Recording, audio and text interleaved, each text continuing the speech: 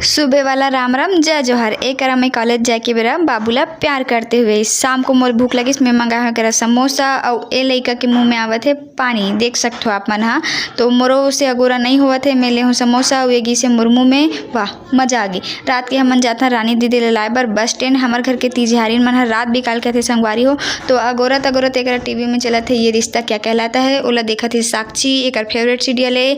और त बस आगे संगवारी हो त रानी दीदी योगू दीदी और छवि तीनों कोई आवत है तो बस आगे चलो देखते हो मना है कि नहीं। तो एक आगे तीनों कोई और छवि एक सोई करत है कितना मस्त दिखत है। तो सबसे पहले पाँव वापा लेथन और रानी दीदी के घलो तो देखो 1 2 3 4 रुपये ने मोला भी एक चाहिए संगवारी हो। ये सामान ला कुली की तरह लाद के हमन जातन और मन गाड़ी में हो गए फरार हमन भी आ गए घर। तो आज के मिनी व्लॉग कैसे लगे चल कमेंट करूँ फिर मिलबो एक नया वीडियो के साथ। तब तक के लिए जय जोहार जय छत्तीसगढ़।